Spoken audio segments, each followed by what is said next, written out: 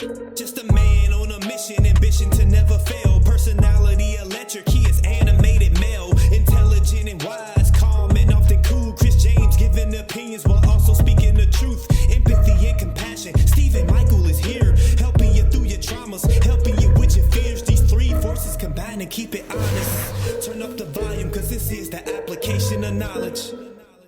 Welcome back to the Application of Knowledge podcast. I am Animated Mel. We have Chris James here with us. And yeah, man, this is episode number 72 of the Application of Knowledge podcast. I don't know where Steven is. There was no communication to me. But hey, man, you know, much love. And I hope everything is, hope he's surviving well out there, First order of business is Andrew Tate. Did you hear about Andrew Tate? I'm sure you heard about Andrew Tate. I mean, as much as you be working, I'm sure you got time for Top G. I mean, he's in my algorithm, so he pops up. Yeah. So he most recently, for those who don't know, he just had an interview for the BBC, or with the BBC. They interviewed him. And it was kind of like a hit job they were trying to do, because on the BBC's channel, they released a 12-minute interview that they did when they went to his house. But if you go on his channel and people who follow him, the total amount of time that they interviewed him was 38 minutes. And so you go from a 12-minute interview to a 38-minute interview. That's like 26 minutes of an interview cut out. And it's basically painting the narrative that has been consistent since he's been, on the mainstream media side. And they continue to ask him the exact same questions when it comes to those allegations. And you have all these girls who are coming forward and saying all these things, and they don't highlight any of the good stuff. In fact, in their interview, they negated all the good stuff that he talked about, as far as giving to charity and, helping men out who have depression, how he wants to take care of women and cherish women and all this. And so I saw that. I was like, bruh, this is an insanely obvious attack and narrative that they're trying to throw his way. But on my how I look at it, it was like it kind of counteract any kind of productivity on the BBC's part, because they got owned. Mm-hmm. I feel like they got owned in that part. So, I mean, haven't seen it. What were your thoughts about it? I thought, first of all, I was like, why is Tate doing this interview? Right. And then I realized he literally is doing this interview to spite that other dude. No, his name is Matthew, or he was with the BBC too, though, right? No, he was with Vice, and then he was with Vice. He tried to jump to the BBC to do that interview, probably just a one-time deal type thing. And I just thought that was absolutely hilarious, because he's basically like 50 Cent level petty. Yeah. Because you got to think, it's his comeback interview. First of all, the interview was trash. Yeah. Yeah. So even though it got tens of millions of views, it's trash. He's going to be able to get another interview, because, that was not a real interview. Like you said, it was a hit piece, which at this point, I don't even know why they tried. They had to come to his facility to do the interview. Of course he's going to record it. Only makes sense. It's like, bro, they had to have known that. And, for the umpteenth time, people who are actually paying attention get to see that Andrew Tate is not what they're trying to portray him to be. So I think it just shows that legacy media outlets they're not there for journalism. They're not there for the truth. They have a narrative. They have bosses, and they're just doing what they're told.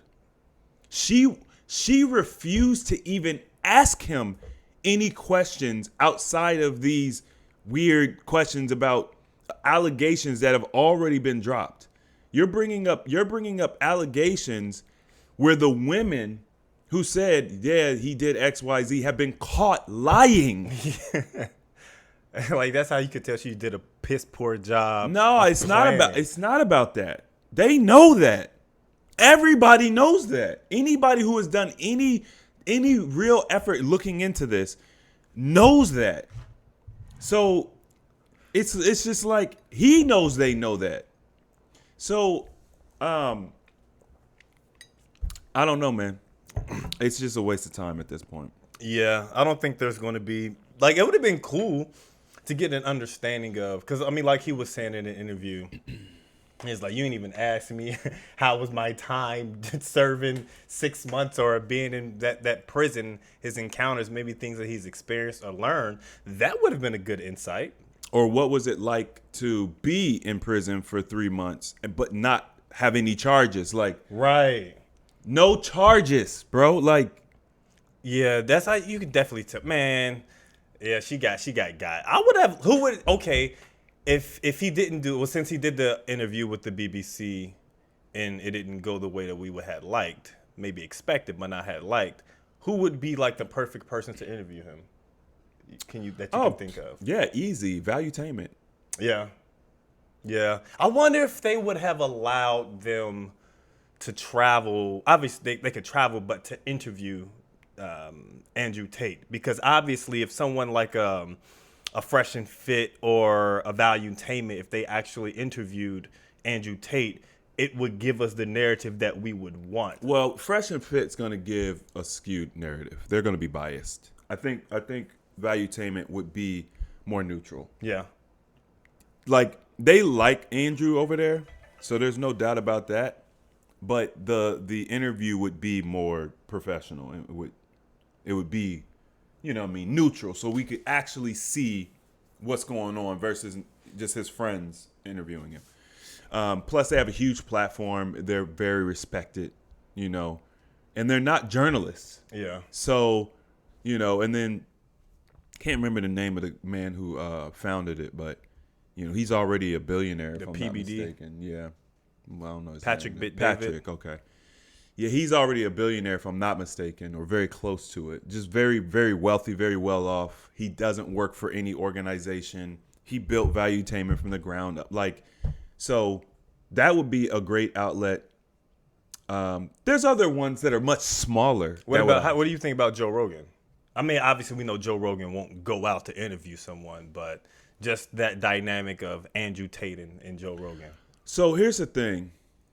For whatever reason, I don't know what the truth is, because it just I'm confused. But it seems like Joe Rogan doesn't want to interview Andrew Tate. Oh, he said he would. Oh, he did? Yeah, because he would talk with his MMA friend, who's now a fighter. Can't think of his name at the top of the head. I mean, he was now a comedian. Sorry, MMA guy was now a comedian. Andrew Schwab. I don't know, something like that. But I think it'll be a nice link up, because I mean, I feel like Andrew Tate and Joe Rogan would have a lot to talk about, and it'll be a nice long format sit down. Obviously, Andrew doesn't smoke weed, but Joe will be smoking his weed. he'll probably smoke cigar with him, because they smoke cigars. Yeah, he'll smoke a cigar, but he don't smoke weed, so he'll you know, they'll be smoking. Or he could have an Elon Musk moment where he smokes weed once. I 100% doubt that. I doubt it too. Because he's can't an imagine him. athlete. Yeah. And first of all, Elon Musk does drugs. Like, he does drugs, has done drugs. That ain't his first time. Maybe that's the first time he publicly said it or whatever. But if Elon was an athlete or something, I would believe it. Like, if he's like, yeah, I've never done anything. But there's nothing in his physique that shows that he takes care of his body to that extent. Like, why not do drugs? Right. He's like, you know what I mean? I'd imagine that those people do drugs. Like Yeah. those super far out, like they probably don't do like weed, or they don't probably do crazy amounts of drinks, but they'll probably do ayahuasca or those drugs that come from nature that puts their mind in that more creative space. I could see that. Yeah. You know. Yeah, there was a show called Fringe. Fringe? Fringe. I think it was called Fringe. It either was called Fringe or Fringe Science, but Fringe. And it was all about basically supernatural things. And the doctor on there was, quote unquote, a kook, but he was a genius. and he would take like microdose LSD and stuff, drugs. And then I found out that it was very popular at a certain time frame, I guess before the war on drugs, for people to use drugs, especially doctors and scientists and stuff like that. They would use it to help them like go outside the box, like regularly use it, because it basically like it's something we can all do without the drug, but the drug just helps you do it without really you knowing how to do it. Right. Do you think that that psychedelics should be legal? And the reason why I ask this is because there have been studies that have came out that have shown that it helps people who have mental ailments, and these are all natural things that come. They're just they're plants, and it's been banned all across the world. It's been banned, but people who have or illegal, but the people who have made it or tried it out, they get like a lot of good benefits from it. If people are depressed, they have better moods. If people are down, they come up. And this isn't anything that's just like a one-off situation. It's been a consistent thing with people who try it. Like people who try LSD or these cerebral drugs, they have all moved towards the exact same thing or purpose, which is telling you, hey, become a better person, live a better life, and do things that that are bigger than yourself. Like it's been a consistent thing on psychedelics. So there's a lot of people within the community within the psychedelic community who's like, man, this should be a legal substance because it's helping people, but it's illegal. And it has never been linked to any kind of death or killing people. It's only been telling people that, hey, this is beneficial to you. So I know you don't take any kind of psychedelic drugs or anything like that, but what is your perspective when it comes to something becoming legal because it's helping the wide variety of people who use it? Yeah, I mean, I think obviously you said it. Like, if a drug or something is not causing people to die in large quantities, if it's not causing people to want to, kill, self-delete, if it's not having a negative impact on large communities of people, why would you make it illegal? So that just goes to show you there's an agenda behind it, because none of these are worse than alcohol. That's what I'll be thinking. It's just like you get all these other drugs that are legal, tobacco and cigarettes, that's literally killing people. But then you have a drug like shrooms or something like shrooms, and it's like, nah, we can't. Yeah, it's obvious what they're doing. So yeah, I don't have any problem with it. I mean, especially flowers and plants. Like, how are you going to make something that grows naturally? We're not even talking like the genetically modified stuff. We're talking like God makes this. Mm-hmm. How are you going to make it illegal? Right. You supersede God? Like, that doesn't even make sense. Like, you know better than God. You, policymakers. It's absurd. I could understand them banning certain strains of weed. I could understand them banning like crack. I could understand them banning certain things. But why you banning hemp?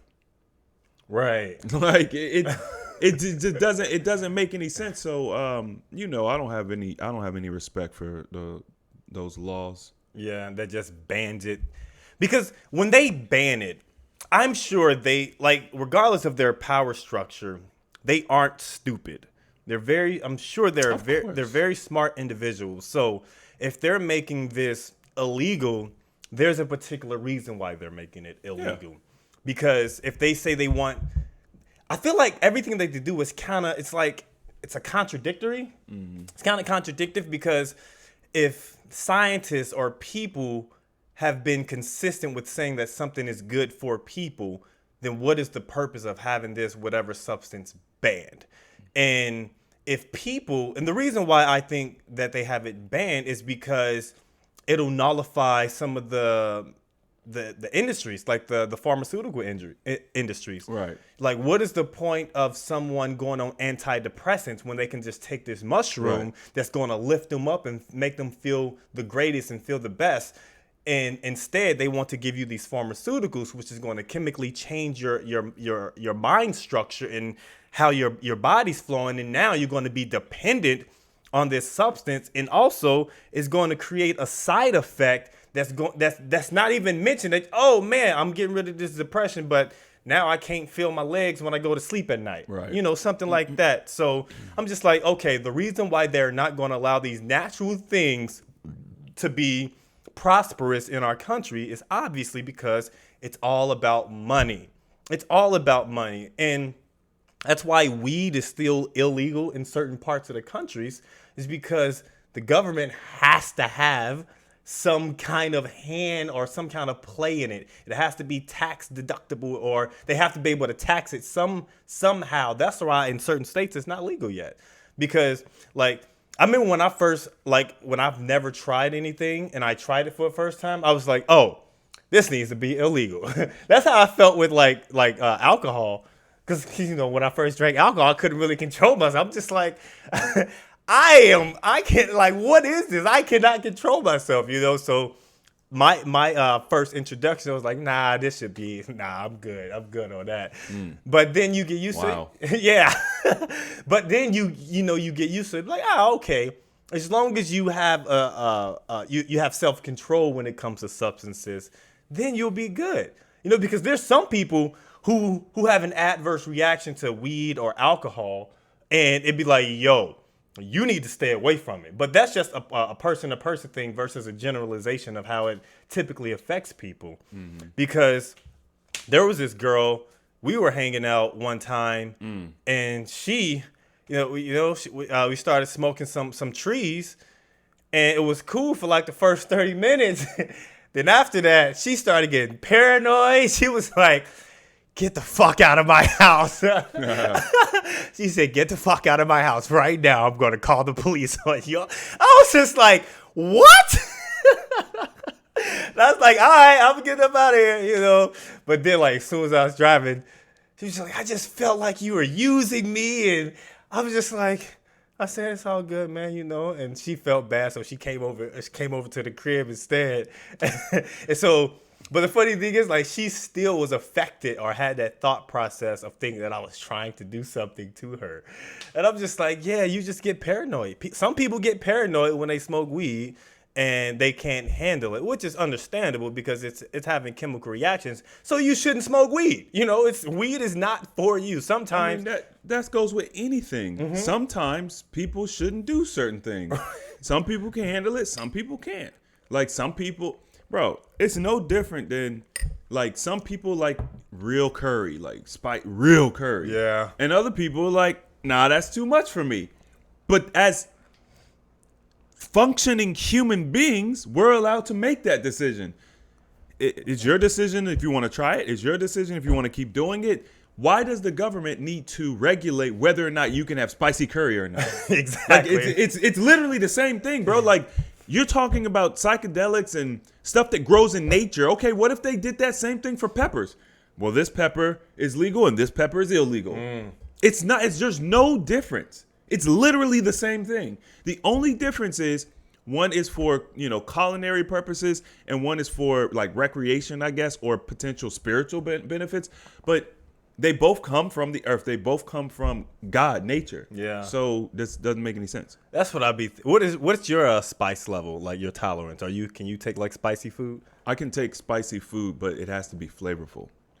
Once it gets so spicy where it's not flavorful, it becomes intolerable because it's kind of like what makes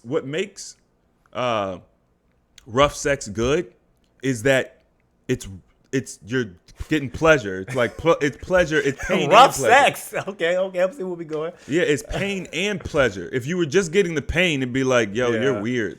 I mean, there's people out there. There's some people out there. There's people out there. They be, But I think for the most people, rough sex is fun, or people they like it because it's the friction, but it's the pleasure as well. So if I can't get both, I don't want it. Okay, it's like okay, I respect it. I'm similar, but I would have to be in control of the spice. Like if I was to go to like a Thai restaurant or an Indian restaurant, and they always ask you, "What level do you want it?" I'd be like, "Give me the regular.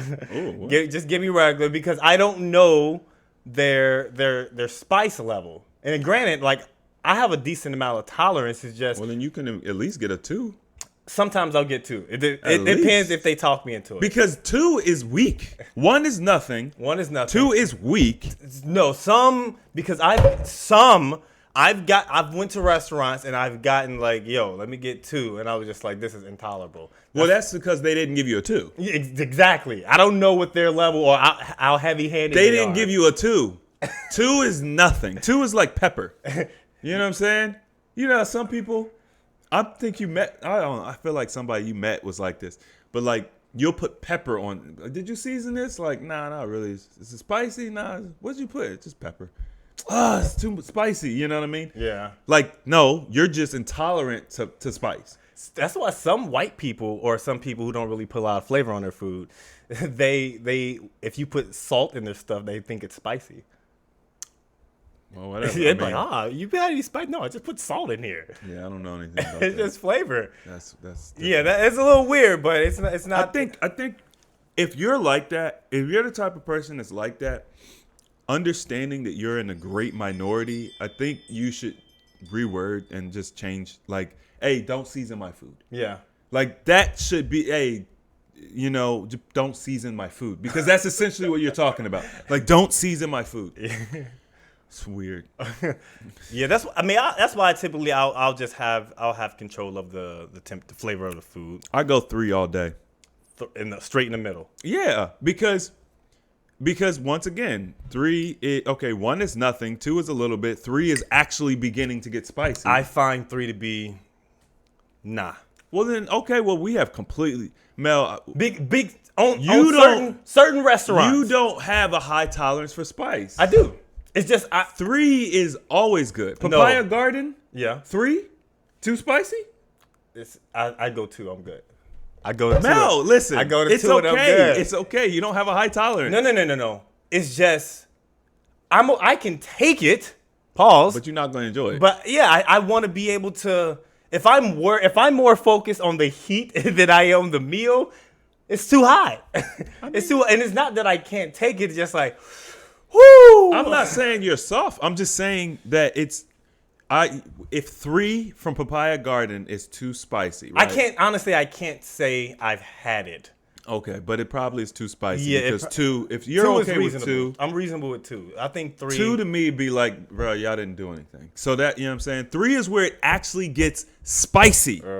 Now that's me. There's gonna be other people from India and stuff be like, 3 is not spicy at all. You know what I'm saying? Yeah. Because I know Jonathan has like a high tolerance for it. Yeah, it's different. There's different levels to it. It's not, it just is what it is. Yeah. But if you can only do a 2, or you be shady, 2 is shady to you. It's reasonable. Yeah, I mean, it's reasonable. Shell 2 is shady to her. Oh, she doesn't have a high tolerance to heat? Man, I mean, I don't know, man. Or what's that? I don't know. I don't know. Spiciness. I like spice. People get upset when you say that they can't take the heat. Yeah, because People they get feel like upset. you're challenging them, or Yeah. it makes them feel like they can't keep up. Yeah, so it's just like whatever. I mean, people like what they like. You know what I mean? I've never been a fan of. The funny thing is, like, even as a dietary vegan, I really don't like saying that, but a person who doesn't eat flesh, I'm a very picky dude still, even with vegetables and fruits, because there's certain fruits that just that aren't.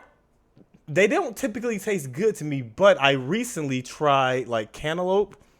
And because like that type of fruit I'm not really a fan of, like the cantaloupes and the melons. I'm not really a big fan of melons, but I recently had tried some like in a combination with like, this is like a mixed vegetable bowl, and man, they were really freaking good. So I was like, you know what, I'm gonna get some cantaloupe. But I want it to be, You gotta find good cantaloupe. yeah, I know, That's the man. problem. Like, I want it because it was good. It was sweet. It was juicy. I'm just like, yo. But then you go up to Whole Foods and Right. and they have the mixed fruit all together. Shit, $28. Wow. $28 for a mixed fruit bowl. Wow. And I was just like, bro, I don't have that mindset of just, yo. No, that's that. No, I'm just like, this is insane. No, that's $28? Yeah, that's different. It was ridiculous. And I wanted it. I wanted it so bad. But then I was like, bro, I can buy this. I can buy this entire grape by itself. I can just do that by itself, combine it, And make get more. 4 times, 5 times yeah, less, I'm just like, bro, this is insane. How they just mark the price up like that. That's the reason why. That's the reason why it's time for people to start their gardens. Yeah. How's Everybody the progress going for the garden that you're creating? I got like there's maybe 10 plants growing. So I actually got melons, cucumbers, beans, and a couple other things growing. But like what's growing a lot is this stuff called nutgrass. Nutgrass. It's basically a weed, but it looks like grass. But it's a pervasive weed that creates these little nodules, these little nuts. So the root goes down in the ground. It creates like a nut, and then that nut sends out little crawlers everywhere in the soil, and then they pop up again. So they basically, it's ridiculous. So it's kind of, it hasn't necessarily discouraged me. Well, it discouraged me from planting more. Cause what I'm noticing is wherever I've planted, that's where they're coming up through my wood chips and stuff. So I've been basically trying to let the soil kind of break down. I'm just hoping that stuff starts breaking down under most of the soil, but it doesn't look like that's happening. So I got a herbicide, which it's an organic herbicide using distilled vinegar, and I've been able to kill it. It's dying, so I'm making progress. So once I get it under control, because I was trying to figure out, do I got to flip my whole garden? Because basically, you have to basically dig it up, because it goes down into the soil, like it'll go down 10, 15 inches, and if you don't get the entire system out, it's just gonna come back. So right now, that's looking promising. So as long as that works, at least for this growing season, I'll just leave it alone. I'll just spray it when it pops up.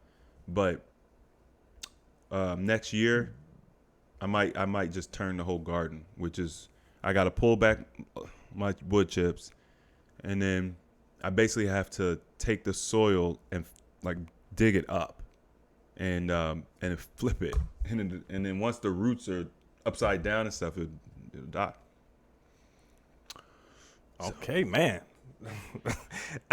The only amount of planting I've done so far was I made some alfalfa from like their sprouts. Yeah.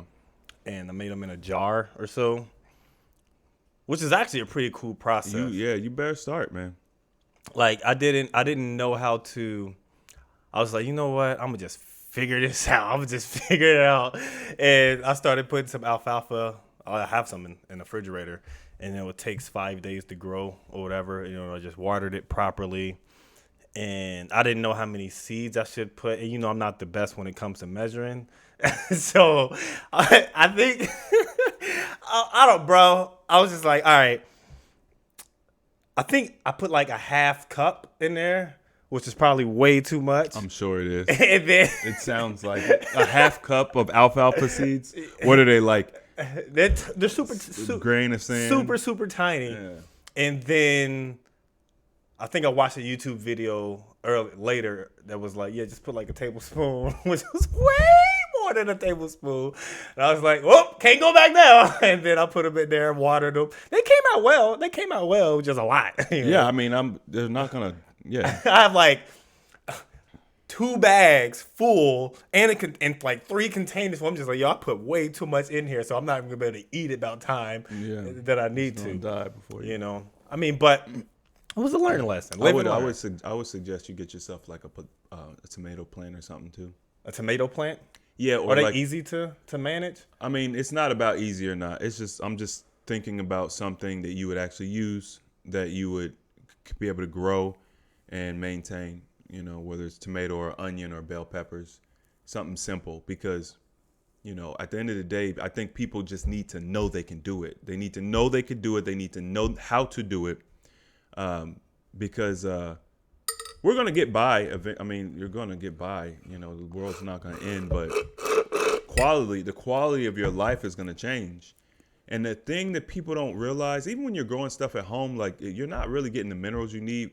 The soil doesn't have the minerals. Yeah. So it's still a big problem. Like it's you're eating it, but it's not giving you the proper nourishment that it should be given, because the base of it isn't healthy. That's the reason why, even though we eat healthy and all that stuff, it's still an ongoing process of trying to become healthy. Yeah. Because, like, why is it that we eat fruits and vegetables primarily, cook or whatever, and we still have issues? You know, like, that doesn't actually make sense. Well, the reason why is because the plants they're not giving what they should be.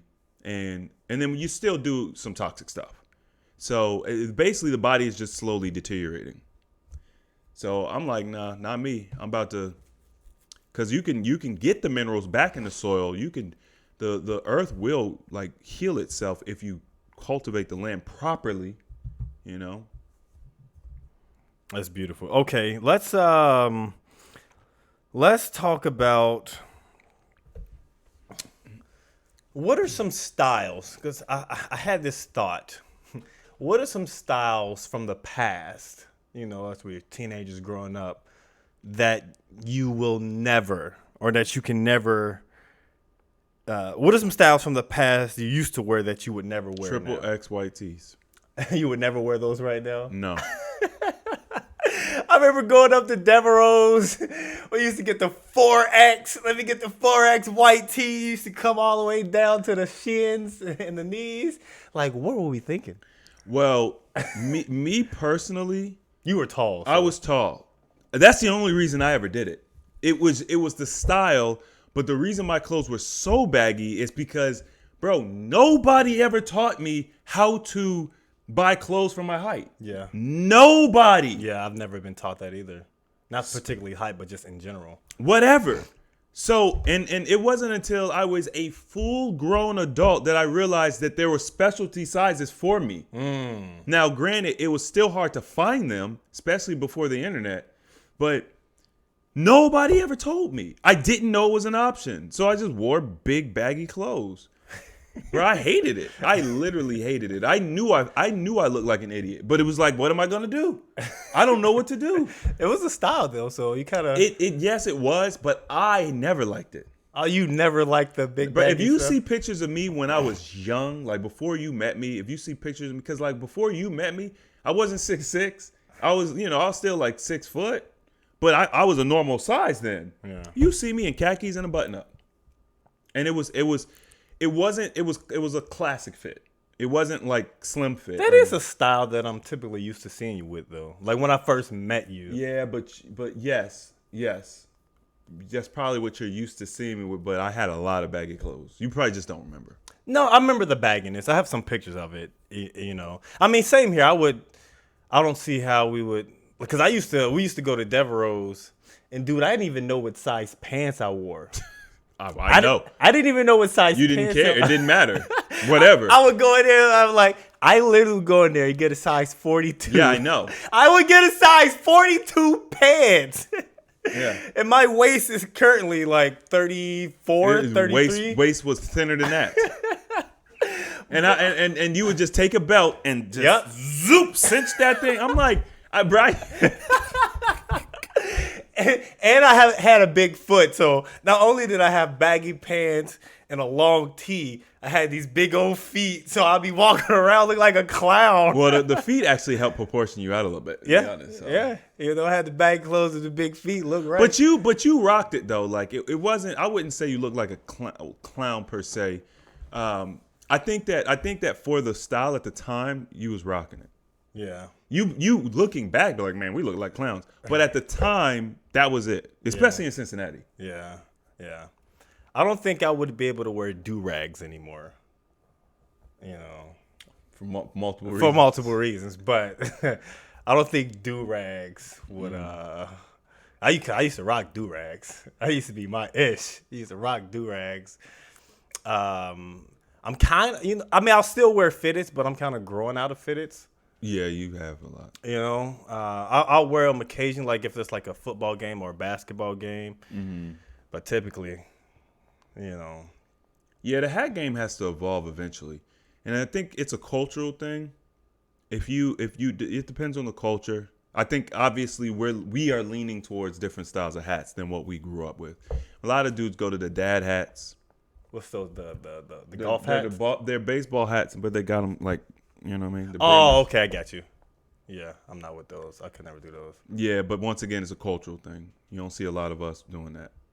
What were some other styles that we used to do when we were younger? Only think of. Sagging. Sagging, drooping, yeah, man, Bruh. drooping your pants, bro. I would get dressed, and then I would tie my belt with my pants drooping out, and I would have basketball shorts under. Yeah, that's another style. Having basketball shorts under my pants, having underwear, basketball shorts, and then pants. Hot. Mel, you were the epitome of the style back then, man. Air Force Ones, A1s, Golds, got the grills. Dickies. You had grills too. Yeah, for like 2 weeks. For 2 days. Dickies, sagging bandanas or bandanas. Would not. Yeah, good on that. Yeah, man. But there's nothing really good about that era. Because, like, sometimes, like, if you look at the 70s, it's like, okay, the bell bottoms went out, but they can come back. Yeah. It's not like it was trash. Yeah. That era was trash. So you think that was, like, the worst? Like, do you think our generation, when it comes to clothes, is, like, the worst generation as far as, like, the decades are concerned? I would say that we are top two, because the generation that came after us was doing the same thing, but was with skinny jeans. And I thought that was a nasty look. Skinny jeans? They would basically, instead of using a belt to cinch your pants, they would just wear skinny jeans, and they would droop skinny jeans. Yeah, drooping skinny jeans is stupid. So, and then they had real big shoes, because like that was a style. Because if you're gonna wear skinny jeans, you need a more low profile, narrow shoe. Like it's all about proportions. So I think those two generations, our generation and one that came right after us, we were trash when it came to dressing. Yeah. I don't think those are classic looks that'll ever come back, per se. You'll be surprised, man, because I feel like we're moving. I feel like they're trying to bring the baggy look back. Because they'll have like. I'm not talking about baggy. Because you could wear baggy jeans. Aaliyah wore, like a top and some baggy jeans, and that's still sexy. Because Aaliyah that's still sexy. If a girl wears that to this day, that's still sexy. Especially if they're slender, because it makes them look like they got more curves than what they have. So it's just a good look for some women.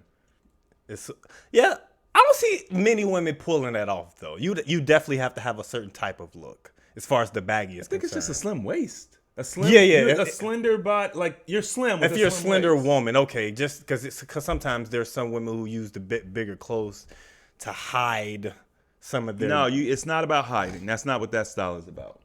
It's really about creating a false narrative to a degree. It's like the sundress, because the sundress it covers up, but it shows everything it needs to show. I mean, I understand where you're coming from. You know what I mean? You said it shows everything it needs to show. Yeah, man. Because like I like the mystery. I like the mystery, man. The mystery just makes me want to uncover the truth. I think every man, I would say most men, they like the mystery. Like mystery. We all. I mean, a man's not gonna tell you like, yo, I don't like your breasts out. We're just gonna see the breasts out. You're gonna go into a certain category. Yep. And we're gonna enjoy the show. But if you're completely covered, but you got nipples that are like, the nipples are kind of like, what's your nipples doing? You know what I mean? Like, that's way more attractive. Yeah, versus just showing it out like, and then it's covered up saying, look at me. That is. Do you think men's standards for women are high? Do you think we have high standards for women? And the reason why I ask that is because we all know the type of women that we want or the type of woman that we like in our expectations when it comes to the type of woman that we want. But it seems to be a rare thing to find that exact type of woman. Obviously, we have the ones that's, we have the anomalies, but on a more consistent, on a generalized basis, the women aren't fitting into the mold that we want for them. So that's the reason why I ask, like, is it what men want? Is that a high standard? And should we have an expectation of something that's a little bit more reasonable to the women? No, men don't have high standards. Our standards are extremely low, actually, which is why we almost exclusively date down. And the sad part is, with our standards being so infinitely low, women still don't meet them. That's the part that's sad. Yeah. So it's not about our standards are too high and we want too much or whatever. No, our standards are very low. We will settle for a lot, and we'll be happy too. But the problem is, even with our standards being that low, it's hard to find a woman that meets those low standards. Because there's a woman that I've been interacting with for 10 years. Just somebody I've known for 10 years. We had a dating phase and da-da-da-da. I've gotten one compliment from her in 10 years. Like, that's absurd. You know what I mean? And so the point is, women focus on themselves more than anything else, especially in relationships. They're focused on themselves. Not all women, but the vast majority of women are focused on them. And when you're focused on you, what do you care about what a man wants? What do you care about what his standards are, meeting his standards? And women will say, because this is the argument, women will say, no, that's actually not true. I give my all to a man and then he does me dirty. No, you give your all to a certain subset of men. You give your all to that top guy. Yeah. That guy that every girl wants. That's the guy that you give your all to. You're just another girl to him. You're nobody to him. He gets all the girls. But to the 80% of men out there, you do not do that with them. Because they're not the top 20%, top 10% of men. So, the finest guys you'll give your all to. But he gets all the girls. You're nothing to him. You're a dime a dozen. So, of course, he's going to treat you a certain way. But to that average dude who really, thinks you're just the greatest thing, you do not give him that. Because if you did, y'all be married and you'd be happy. So, it's so annoying. And once again, that same girl I was talking about earlier. We went out once. We're at the it's like a bar. Bars, you can't bring inside. You can't bring outside food. You can't bring anything. Everybody knows that. She orders food from the outside and brings it in. The security guard comes over. He's like, yo, you can't have that in here. And she proceeds, why? Why is it a problem? Da-da-da-da-da. Just so entitled. And I'm just looking and watching this, and I'm like, and the dude eventually is like, all right, just, eat it quick, keep it out of sight. I said, this is the privilege of a woman. Because if it was just me by myself, I would have got kicked out. Yeah. But yeah, you can't be in here, sir, with food. Yeah. You can't be in here with food. Why? Why is it a problem? Listen, if you want to go there, you can leave. Instantly would have got kicked out. So women live in a bubble. They live in a bubble. And it's not fair for them to speak on certain things because they have no experience with it. They don't understand it. They just want to argue. They just want you to be wrong because you're saying something that they don't like. But the reality is, I think that women as a whole need to focus on the outcomes they want. And if those outcomes at all involve a man, which 90% of the times it does, they need to figure out what men want out of this. Yeah. That's why the rate at which women are unmarried is insane. It's insane. Never in the history of mankind have women been so unmarried. Then you have the feminists be like, that's because we have our own mind, we have our own money. Yeah, but you don't have a family though. Yeah. It's becoming sort of like an epidemic or pandemic. I mean, it's I would say that it's an epidemic because it's not happening everywhere. There's still plenty of traditional countries out there where women are getting married. But probably here and like London, you know what I'm saying? Like certain places, women are starting to, this feminism thing is destroying them. It's literally taking over. And I think that they're forgetting that if you want to start a family, a man needs to be a priority. And since the rise of the feminist movement and women becoming into positions of power, it has created a collapse in the structure. Because if you have women in situations or in positions of power, they no longer have that longing for a man, because now they're making the money that men are making. They're in positions that men are in. So now what do the women need the men for when they can just do it themselves? But they can't though. Yeah, and they biologically can't. And physically and mentally they can't. And financially they can't. No. Because they're not the best with handling their resources. No, they're not. They're not. We are the logical thinkers. And there's nothing wrong with that. No, it's not. Because if you come to my house, it looks like a man lives there. There's no, Yes. You know what I'm saying? Like a man lives here. There's the creativity is low. There's not a lot of colors. It's just, it's just like a room. It's not, you buy a house, you get a house for a woman, she turns it into a home. Like that's what women do. And yes, we need that. But when it comes to the finances, you say, okay, women make the money men do. No, they don't. They don't make as much as us. Number one, they don't. That's just a fallacy. They make about $10,000 less than us on average. Number two, even with that, let's say you're making your $39,000 or whatever, $35,000 a year. What you have to stop working at some point. Nobody is working. I mean, people are working till they die because they're dying early. But assuming you die at the average age of 85, you're not going to probably be working till you're 85. And if you are working, you're a Walmart door greeter. I don't know how much they make. I can't imagine they make a living wage. So that means you have to have some plan in place versus just working till you die. Women don't have the resources to like retire. Yeah, because most of them, they don't set up. Well, I guess if they're setting up in the system, they don't have a 401k. 401ks are trash. It is. So even if women think, oh, I got a 401k. Okay, that's not going to carry you. That's trash. Yeah.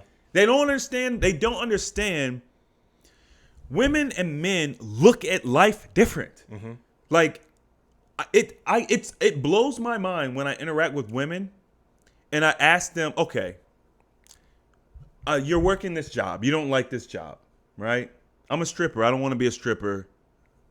Okay, well, what do you want to do? What would you rather be doing? I don't know. What do you mean you don't know? So you don't like what you're doing now. You don't plan on changing it.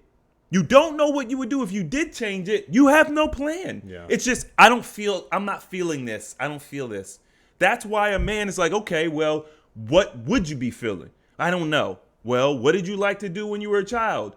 Oh, I like to do this and that. Okay, well, have you ever considered? Well, no, I never considered that. That's just not how they think. It's not a slight. It's just women. That's just not how. I don't think there's nothing wrong with just understanding that men and women are different. There's absolutely nothing wrong with that. And the women, they typically get offended by that when we say men and women aren't equal. It's like, it's just reality. It's reality. Let's arm wrestle. Let's see how many times you actually beat me if I'm trying. Let's just there's things that we're good at. There's typically things that women are good at. Like, bro, women clean better than I can ever imagine because I just don't see things the way y'all see it. I don't know if that's a woman man thing. That might be a male thing. Nah, that's a woman thing, man. Mel said women are innately better at cleaning than men.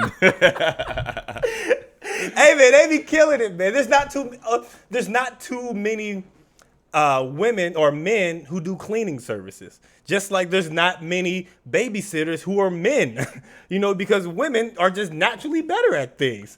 And just to keep it real, what man would be comfortable with another man watching their children? Simp, I don't know. A beta, I don't know. I don't know. Like a gay guy, I guess. If I'm gay and I would definitely run. Get my child. No, if I'm gay, right, and I have a partner, and we have a child, which I think is very weird. That's really weird. Nothing against gay people or gay men, but if you're gay, you've decided you're opting out of being able to have a child. True. But so you have a child. And then you let your gay friend babysit the child. I guess that would make sense. Nah. Yeah, I mean, yeah. I'm just saying from their point of view, that would make sense. Yeah. I guess. But, I don't know. But typically you don't see men babysitting children just on a normal basis. No, I don't know any man, well, you know what? I want to start a daycare. Of course, there's some men who care about children and want to nurture and take care, but that's typically in the position of a woman. There's some men who are raised around women and they get the tendencies of women, and I could see where they would want to be around children. And those guys exist. They become teachers. They, have little YouTube channels where they're around children and they sing and dance and stuff, and they feel comfortable doing that. It's just, that's not, so the same way where I would say a woman they don't think ahead the way a man does, I would say that that's not natural. Like that's, a little awkward, a little weird. Yeah. You know what I mean? That guys are like that. But nothing against them. It's just the way they are, but it's not normal. It's not the average. Yeah. Salute to y'all. I mean, do your thizzle with the bizzles. You feel me? Okay, there was this clip that I saw yesterday I was watching that I want to get your opinion on, and we can discuss this. And this clip is just basically talking about how men are idealistic when it comes to women, and then women, they're opportunistic, if that makes sense, when it comes to men. Okay. And it's because our standards are so low. We have to be idealistic. All right. Here is the concept of love, the concept of a woman loving opportunistically, a man loving idealistically. Break that down and let's see what the ladies have to say. So I always say that the girl has to like the guy more, and it's acceptable for the woman to be head over heels over the man, but the man can't be the same way. And the reason why the woman needs to be infatuated with you and deep in love is because you need to overcorrect for the current sexual marketplace disparity. What do I mean by this? I mean women have far more options than men do. If you take a celebrity guy that checks off a bunch of boxes, he doesn't even have a fraction of the options that an average woman has. Okay? And this has been shown on dating apps, on social media, etc. It's a fact. This isn't even like an opinion. So for you to overcorrect for the abundance of options that women have, she must literally damn near worship the ground that you walk on so that you can keep her loyal. Okay? And the only way you're going to do that is she needs to be head over heels over you. And women are emotional creatures, and they're controlled by their emotions. So she must love you more than you love her, and she must be infatuated with you for it to work, especially in 2023, when they have all these things going on that could come in and fuck up your relationship. You got fear of missing out. You got Instagram. You have this certain lifestyle that's purported to young women that they can go out there and have it all, have a career, get a Chad, and all this other stuff. To overcorrect for all the fuckery that's going on, the breakdown of family, the breakdown of religion, the breakdown of institutions that used to shame promiscuity. None of these buffers, aka training wheels, are in place anymore.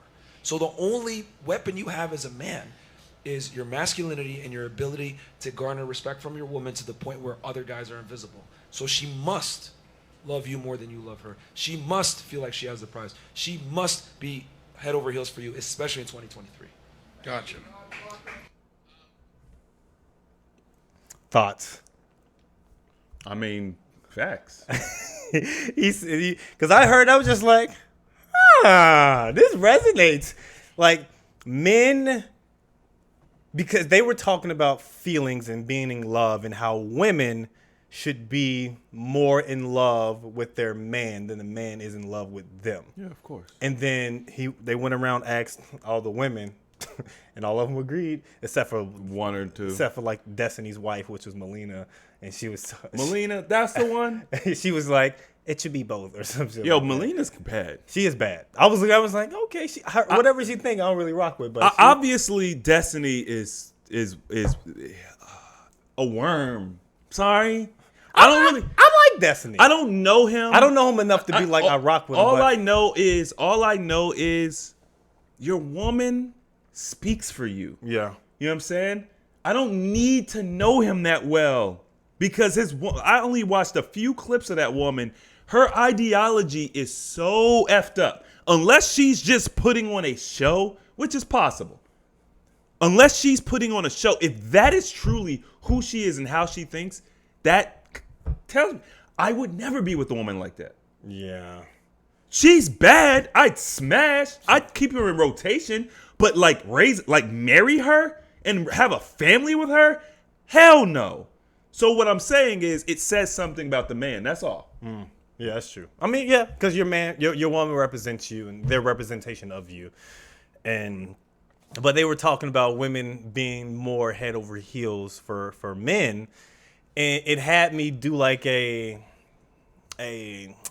reflecting, thinking about the past relationships that I've been in situations where the women, they were more in love with me than I were with them. And that's why they were like so obsessed at one point in time. All your women have been more in love with you than.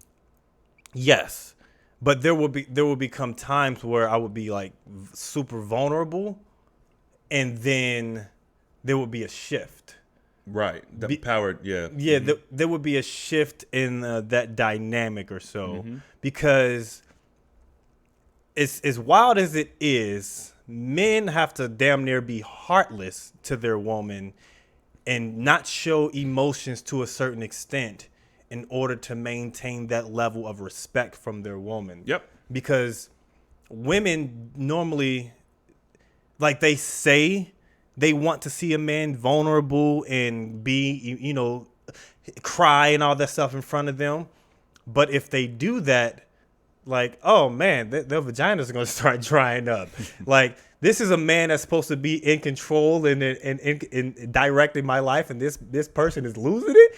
They're going to start having self-doubt about the person that they're falling for.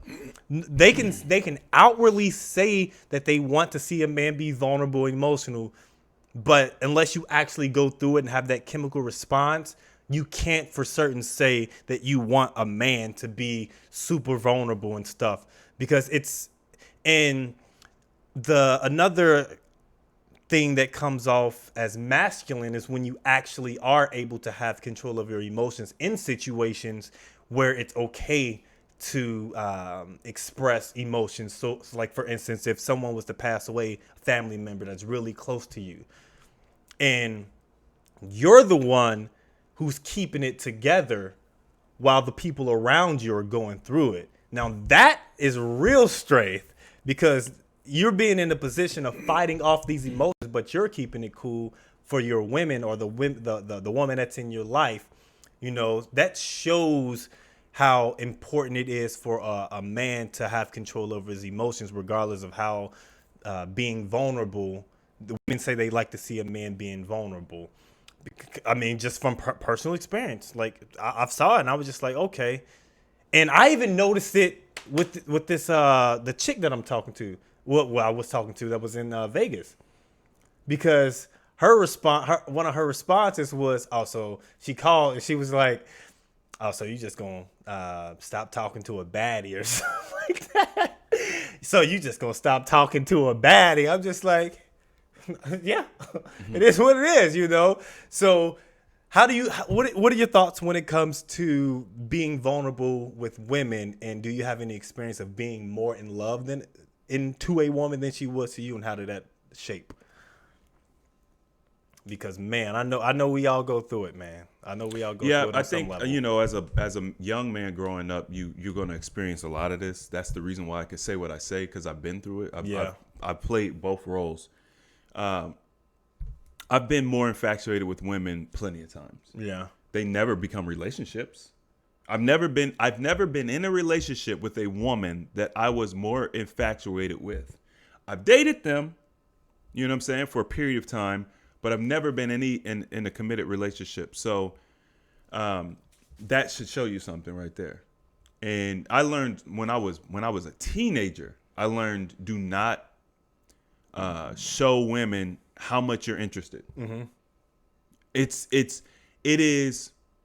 See, women don't have to even have these thoughts. They don't have to have these thoughts. They don't have to worry about this stuff because men don't care. Like, you know, if you're head over heels for him or whatever, he's not gonna like use that against you just because you're head over heels.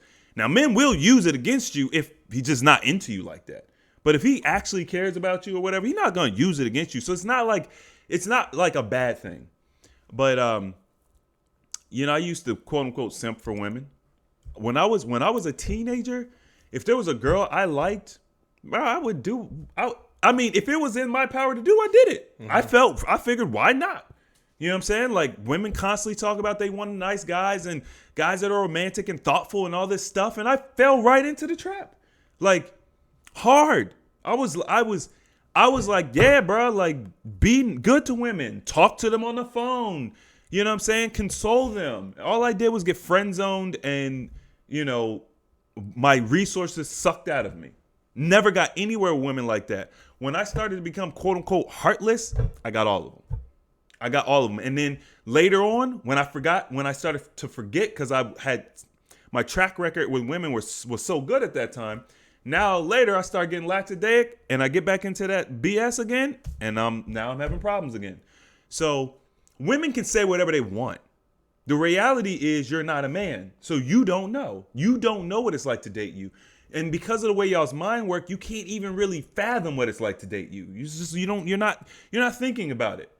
So I think that for men, if you want to have success with women, I would say there's a small proportion of women where that stuff will fly. Well, oh, you could just be sweet and you could be that and just be something, be a pushover and give her everything she wants, and that will fly. They're very small. And I don't know what kind of trauma maybe that woman dealt with or why she's like that, but that's not the norm. Even though it probably should be. It probably should be, to be honest. So yeah, if you want to be successful with women, you got to be hard. And you know, as far as showing emotion, I think that it's a no-brainer because in general, men aren't emotional creatures. So it's just a no-brainer that we're not going to show emotion like holistically. And women always want to go to that one time when your grandma dies or somebody. Yeah. You know what I'm saying? It's always a death. It's always somebody that, you know, someone, an elder, something, the child or something dying. Like, is a man allowed to cry then? I mean, of course a man is allowed to cry because that's how we detox. However, that doesn't mean he needs to cry in front of his wife, his girlfriend, or, you know, these women that he's involved with. Yeah. That's not what that means. So, you know, men are humans. So you're going to have those situations where, you know, you slip up and you cry, you show a certain amount of emotion, but I would keep it to an absolute minimum. I would not suggest it. You know, get to yourself, get to your private area, do what you need to do, cry, talk to your male circle about it. You know what I'm saying? Every man should have a circle of men. You know, like all these lone wolves out here. Do you think you're out here doing it? You're not. Yeah. Like there's no benefit to being a lone wolf.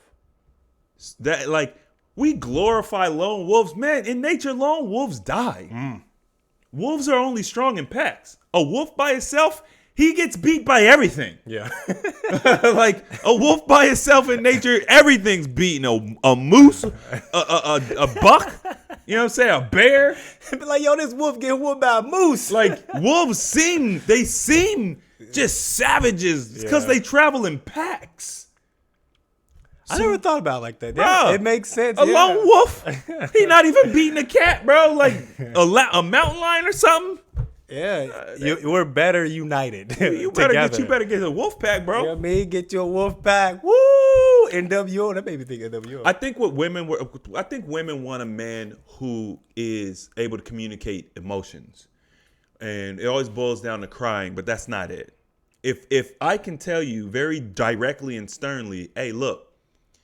You crossed the boundary, you know. when you come to my house, you text me, you communicate with me, you let me know you're on the way, you let me know you want to come out, and then I'll let you know if you can do that, right? That's communicating a boundary.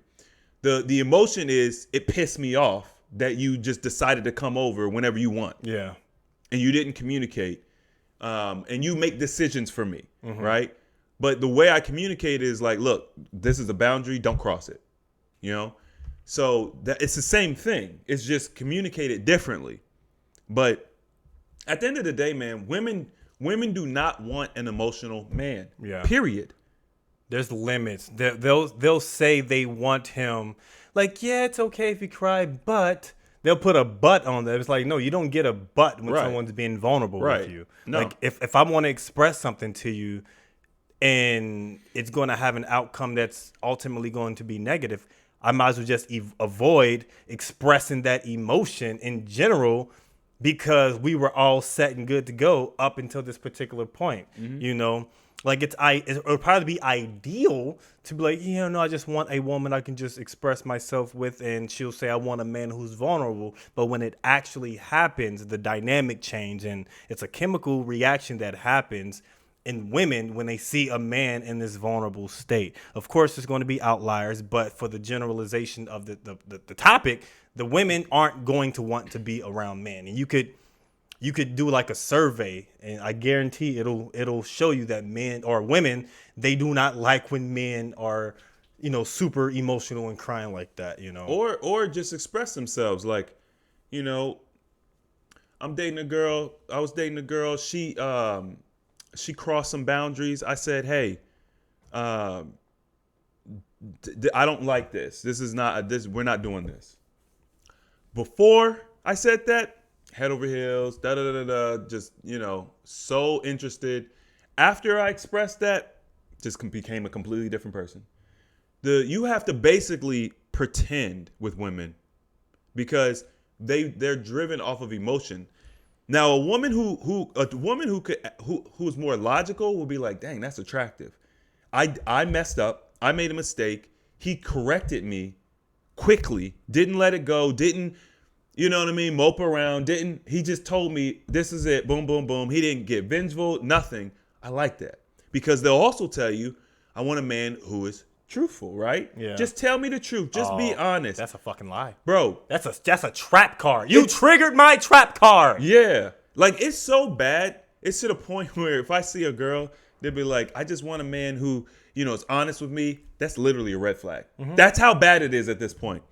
And because I was the dude that was like, okay, I'll be honest. Mm-hmm. Every single time I was honest with a woman, it ended badly. Mm-hmm. Every time. Every fucking time. It doesn't matter what the honesty is. It doesn't matter. Women think, oh, all men cheat, da-da-da. I've never cheated on anybody. And every time I've been honest with a woman, it's ended badly. Same here. Like, I've been 100% honest. Like, hey, why do you want to stop talking? Well, I mean, you can be honest. All right, well, you asked for it. You big. I need this. You said this. It ain't that. It's like, oh, man, you real honest. I'm just like, yeah. You know, I just keep it 100. Is it levels to honesty? No, like, it's just if like, I'm being honest, I'm being honest. I just want to keep it 100 because I can take honesty. I have Right. zero problem with honesty. And that's the difference between men and women. Men, they can say, hey, keep it real with me, man. And it may rub them the wrong way, but from that particular point, they'll learn and they'll grow instead of taking it personal and it's feel like as you're attacking their character, and then they have these emotional reactions when you ask for something. Do not ask for something if you truly know it, if you because you can think you can accept it or that you're capable of taking the feedback, but when it comes out, it's going to start hurting your feelings. It's going to start making you thinking all this negative stuff when it's all in good faith when you're speaking something that's honest. Yeah. And why is it that honesty is so hard to accept?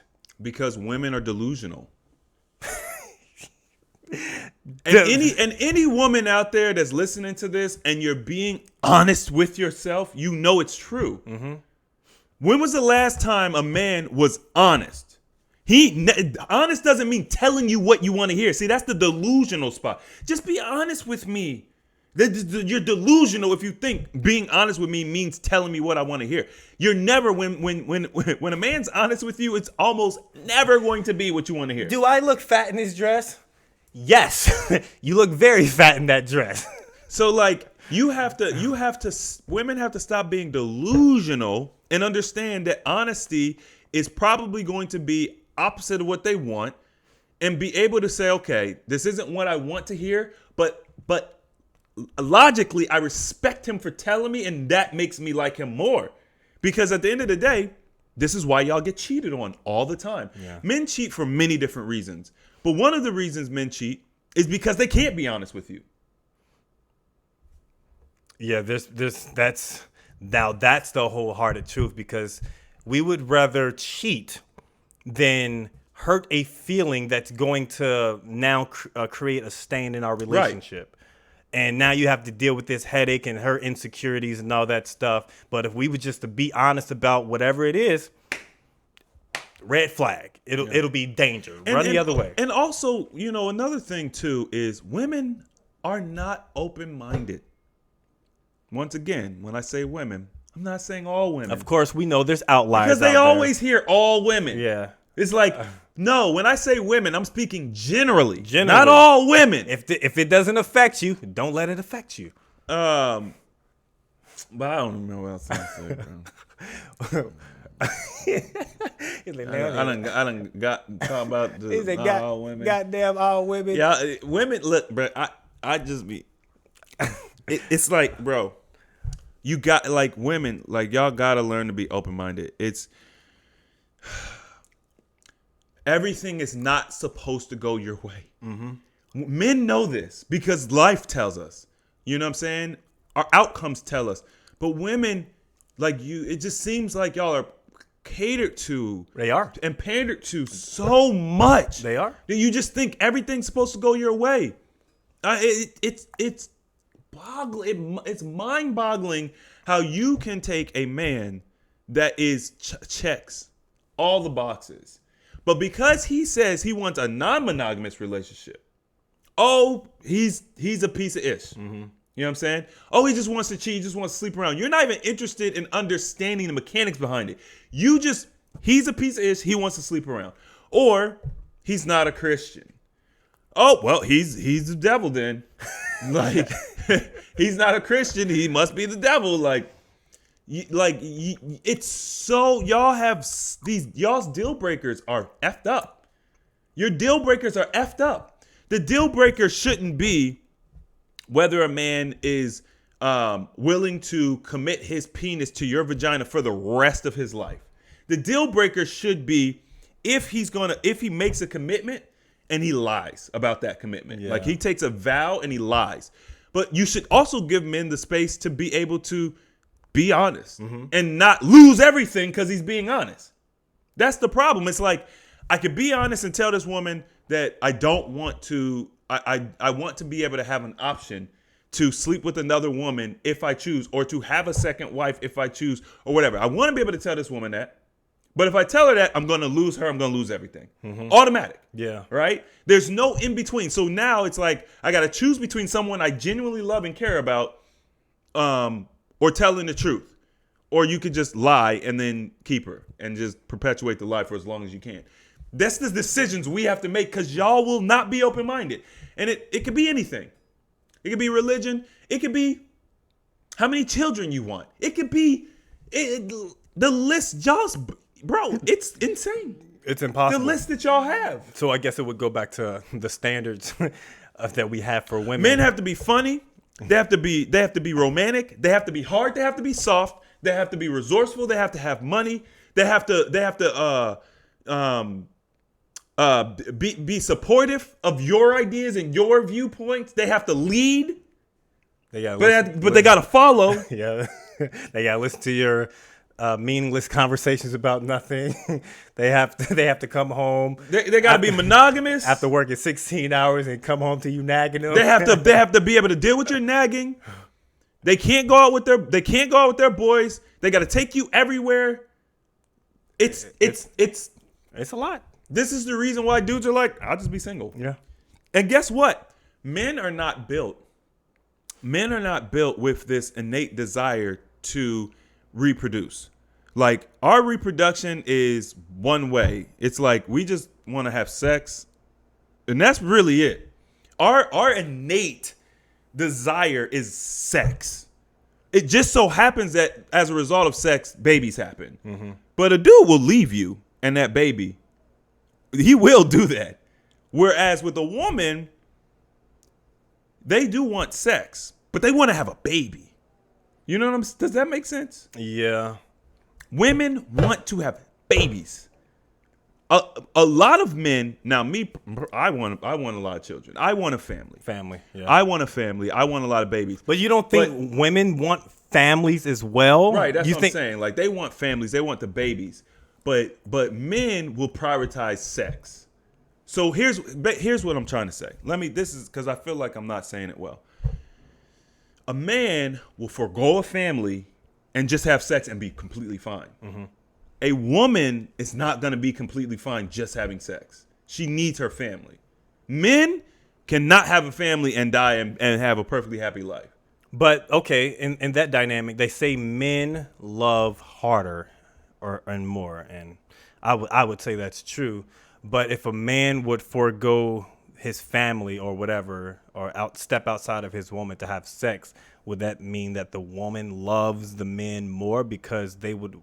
No, they're just not built. Women aren't built the same as men. And this is the problem with this conversation, because women are trying to place how they feel on men. We're different biologically. Men are more apt to have multiple partners than women because it's just the way, it's our biology. So it's within men's biology to I guess, forget their family to get this piece of pussy. No. That's not what I'm saying. What I'm saying is, if a man had to choose between a woman with all these stringent constraints and all of this crap that they want, it's unrealistic. This laundry list. This laundry list of unrealistic crap. They don't have a family yet. They're just dating. And he wants to marry her, but there's this laundry list of unrealistic expectations. If he has to choose between that and just being single and just being a bachelor, he'll just choose to be a bachelor. Yeah, because that's why so many women are unmarried right now. It's less headache. You don't have any commitment to this. And men want families, but we don't need them. Yeah. We're okay about hermits and stuff, like, those are men. They're not women hermits for real. Like, when you think about a hermit, you think about a man. You don't think about a woman. For some reason, I think of Kermit. Okay. Kermit the Frog. Whatever. But, like, okay, people out there listening, when you think about a hermit, you think about a man. You don't think about a woman being a hermit, okay? That's just what it is. Yeah, shoot out. We can argue, if there's women hermits, whatever. I don't know. Maybe. But you think about a man, because men are okay being alone. Women are not. Women are not okay being alone. That's why they get dogs or cats, because they need someone that's able to deal with them. Well, the thing is, and I want to be concise, man. I'm saying, like, for moments in time, women can be alone. But inevitably, if they live long enough, they start getting their 40s, their 45, 50s, man, and they don't have a family, they don't have a man, they don't have anything. All of that feminism stuff goes out the window. Danger zone. Now you're 50, 55, you're single, you have no prospects, you don't have a family, you don't have children. Oh, life starts to hit. But you got all the money in the world. You got all your money. And you got all your freedom and all that. You got your crap. degrees, you got your diplomas, you got your PhDs, your masters and all that, but you have no family. You have no family. Now, take that same person, now he's a man. Completely different story. Yep. It's a completely different story. 55, he might even be a playboy for all we know. Yeah. You know what I'm saying? He's having new women every month, whatever the case may be. He's traveling, he's doing his thing. He's got his male friend group. Like, it's a different dynamic. And women just need to understand that. So it's like, which one do you want? Do you want to just bring your standards to a realistic space? All we're asking is just stop being delusional. Yeah. No one's asking you to give up everything. We're just asking you to stop being delusional, bring your standards to a place where they're reasonable, have a conversation, have discord with a man, Go into it in good faith, and stop. Just he's being honest with me. I'll just find someone. I'll just find someone whose honesty matches everything I want. You're never gonna find it. Yeah, that's gonna be something that's like a diamond in the rough. Of course, there's anomalies, but no, bro. It's infuriating. It's infuriating to see this. It's infuriating to hear women constantly, because like me personally, there's certain things that I do want now as a man. Like there's certain things I want. There's a certain lifestyle. There's certain, family thing. There's a certain dynamic I want.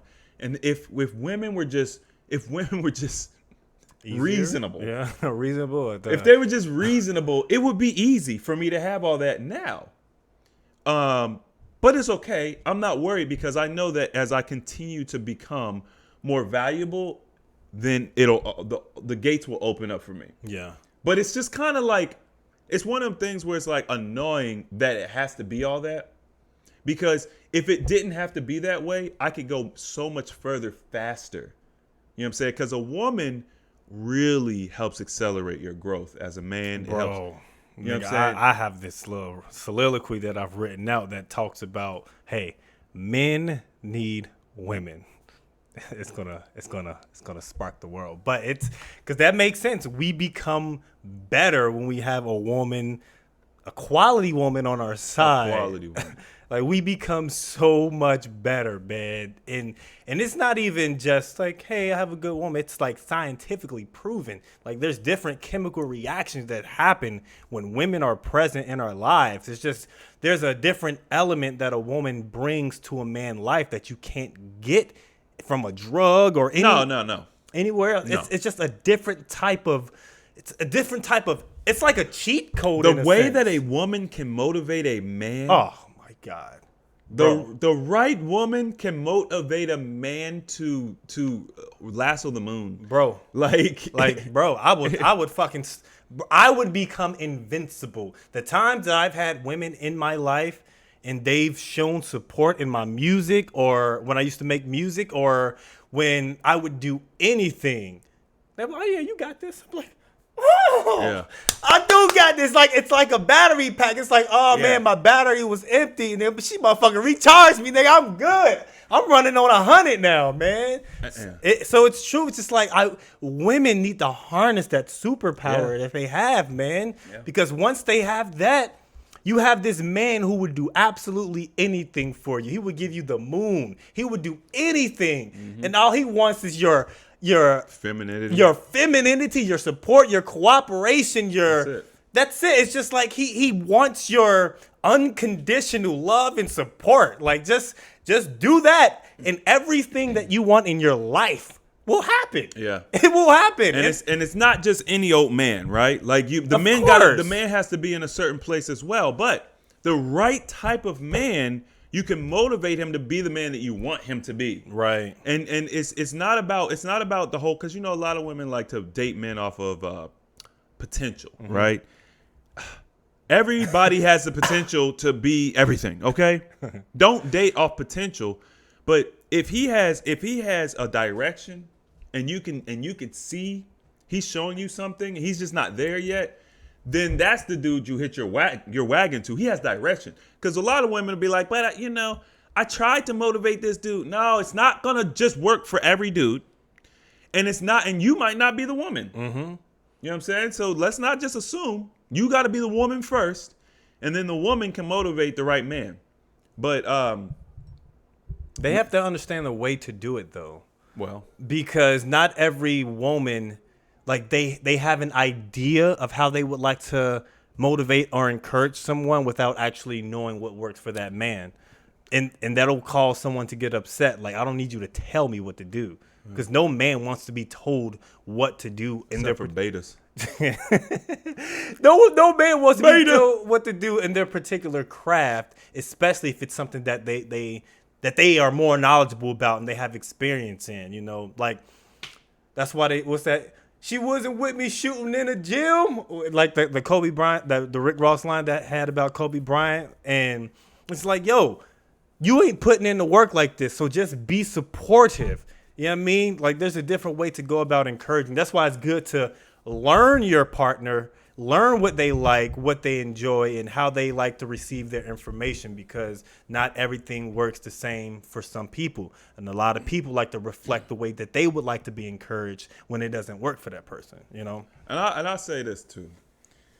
We talk from a male perspective. So women always, you know what I'm saying, women hear things, they might be turned off. But it's like, at the end of the day, we're not delusional. Yeah. We're not going to sit up here and say we don't need women. Women aren't valuable. If that's what you got from anything that I said, you missed it. It's not about that, but that's the problem, right? That's the accountability thing. It's like, take accountability for your actions, how you have ruined relationships, how you have said one thing and done another. Like, take accountability for that stuff, and then we can move forward. Because I've had more women than I can remember tell me, I just want a man to be honest. Mm-hmm. And that has literally only worked out for me one time. I'm not going to say it's never worked out, because there's always that diamond in the rough. But with as many women that I interact with and meet and whatever, it's only worked out one time, but they all say it. So I'm not going to teach men like, yeah, hold out for that one time. You got to go through 200 women, but eventually you'll get there. I'm going to tell men, don't tell women the truth. Yeah. And that doesn't mean to be willfully deceitful. It just means when she does something that is crossing a boundary, if you want to keep her, you just got to be like, whatever. You have to bite the bullet. It depends on what you want. Yeah. It depends on what you want. Me personally, I would never marry that woman. Yeah, I wouldn't be able to tolerate it at all. So I mean, I'll play one chance. Mel's different from me. I'll play the game for a while, because women give different value, right? They give different value. But if you're not able to take criticism, if you're not able to accept honesty, if you're not genuinely willing to go into a conversation and compromise and listen, and pivot, you're never going to be long term with me. Right. But I will date you. Like, we'll have fun together. We'll do a lot. We'll have fun. We'll have memories. What do you know about fun? Yeah, because at the end of the day, I have fun. At the end of the day, I don't have that same desire to have to get married and have to have a family and da-da-da-da as a woman. Yeah. Like, so I can, quote unquote, waste time. They say, ooh, wasting my time. No, you're wasting my time. You're wasting my time, because we could be going to the end of life together, but you just want everything to be about you.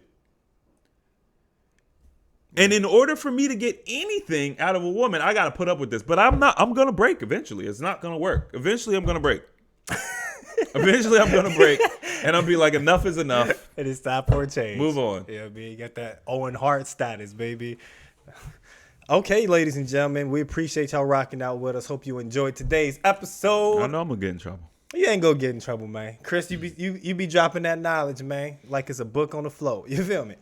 But we appreciate you all rocking out with us. Chris James, Animated Male. We are the Application of Knowledge Podcast. Make sure you subscribe, like the channel, and all that beautiful stuff. And we will see you all next time. Holla for $1. Peace. Pop your collar for a scholar.